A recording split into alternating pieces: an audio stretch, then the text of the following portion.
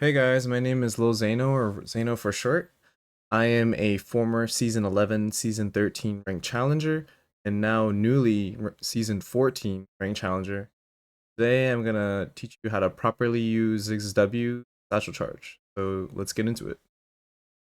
First, we're gonna cover the different methods and ways you can use satchel charge. You can either use it defensively or offensively, but we're gonna cover defensive purposes first. First, you should be treating satchel mainly as like a flash. So you should be using it to secure kills if you know it's a guaranteed kill, or primarily treating it as a flash specifically defensively by just getting away from your opponent. Here is an example of me being punished using satchel charge way too offensively.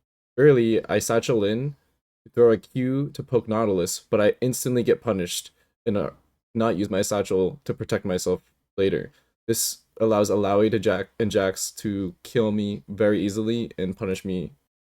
Next, we're gonna cover how you should be effectively using satchel defensively, and this is by using it to create the max distance between you and your opponent. This is primarily done by knocking yourself backwards while at the same time propelling them backwards. So you should ideally be placing your satchel in between yourself and the opponent, knocking each other away from each other. In this short clip, you can see me effectively using satchel against Yone. It's a little bit off the screen, but if you tell in the bottom left corner, you can see me satcheling the Yone backwards as well as propelling myself forwards to safety. This is another primary example of me using satchel to create the most distance between me and Akali. First, I flash to create distance between me and her so I can effectively push myself towards my turret while pushing her backwards. Next, we're going to cover different ways you can use satchel charge offensively. First, we're going to cover the terminology insec. If you're not familiar with insec, he is a former pro player that played often Lee Sin, and he would either flash behind them or war jump behind their opponent to kick the opponent into your team. But ignoring Lee Sin now, you can apply the same terminology a little bit with Ziggs using your satchel. I know it's the knockup or knockback is not nearly as much as Lee Sin's, but it's we're gonna focus on knocking our opponents either towards yourself so you can land more abilities and making yourself easy to land more abilities, or you can be knocking them into your opponents or your opponent's ability. Here's a short example of me using satchel charge on Mordekaiser.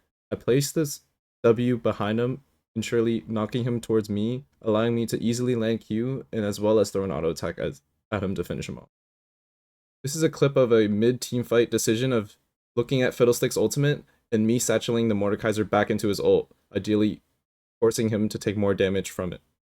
This is a really advanced technique, but if you keep practicing, you'll eventually master it.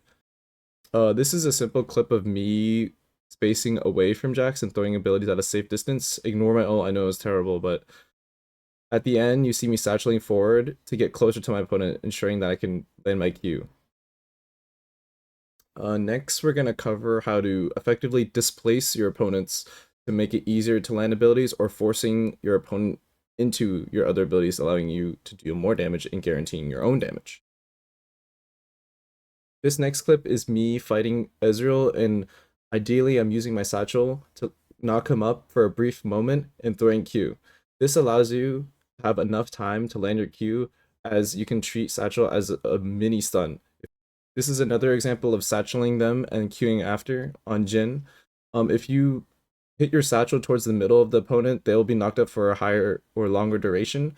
But here on Jhin, I satchel him and it's a small knockup. This is an example of me satcheling my Lilia into my minefield. To be aware of and take advantage of your minefield if it's already placed, and you can ideally satchel them into the minefield, effectively knocking them and forcing them to take damage from it. This is another example of also where you can satchel them and then R afterwards. This will likely allow you to deal damage, at least on the outer ring. But a more advanced technique, I do not have an example as of now, but you can R first and then satchel them back into the center. Next, you can also satchel them into terrain with the similar concept of just having the stun mechanic using the knockup. If you knock them into the terrain, they are briefly immobile for a little bit, as you can see on this LeBlanc, and I follow up with the Q to deal damage. This is not listed in my graphic, but You can also satchel opponents into your turret for them to deal turret damage.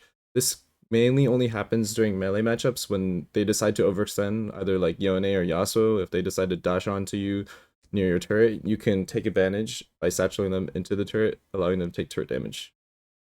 Here's a clip of Yone clearly overextended in lane.